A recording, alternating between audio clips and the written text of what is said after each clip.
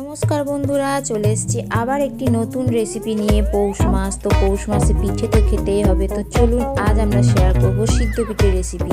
সিদ্ধ পিঠে বানানোর জন্য প্রথমে চালের গুঁড়িকে হালকা উষ্ণ গরম জল দিয়ে মেখে একটা শক্ত ডো বানিয়ে নিতে হবে আটার মতো। তারপর সেই ডো থেকে অল্প করে নিয়ে গোল পাকিয়ে তারপর সেই গোলটার মাঝখানে বাটির মতো করে তার ভিতরে সন্দেশ এর পুর অথবা নারকেল নাড়ুর পুর, যেটা আপনাদের হাতের কাছে থাকবে সেই পুর করে পিঠের শেপ দিয়ে আস্তে আস্তে বানিয়ে নিতে হবে। তো আমাদের তো পিঠে বানানো কমপ্লিট। এবার পিঠেটাকে সিদ্ধ করতে দিতে হবে। তার জন্য গরম জল বসালাম আর জলটায় চাপা দিলাম, তাতে জলটা তাড়াতাড়ি ফুটে যাবে।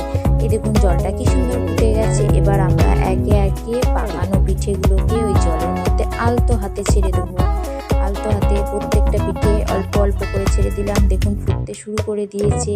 সমস্ত পিঠে যখন একে একে ছাড়া হয়ে যাবে তো সেই সময় আমরা আবার উপর থেকে চাপা দিয়ে দেবো, ঢাকনা দিয়ে দেবো, যাতে ভালোভাবে ফুটতে শুরু করে।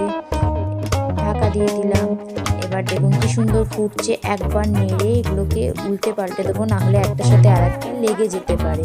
এবার ঢাকা দিয়ে পুরো 20 থেকে 25 মিনিট বক করে ফুটতে দেবো।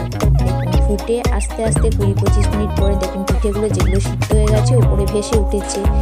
এই তো আমাদের পিঠে কমপ্লিট। এবার একে একে ছাঁকনি করে জল থেকে তুলে নেব।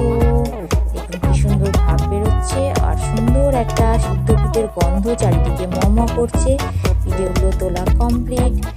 এবার নলেন গুড় দিয়ে এই পিঠে খেতে অপূর্ব লাগবে। পিঠে তো সমস্ত কমপ্লিট। আপনারাও খান আর অবশ্যই একটু লাইক শেয়ার করে পাশে থাকবেন। টাটা। সকলে ভালো থাকবেন, সুস্থ থাকবেন আর পিঠে বানিয়ে খাবেন। আজকের মতো আসি।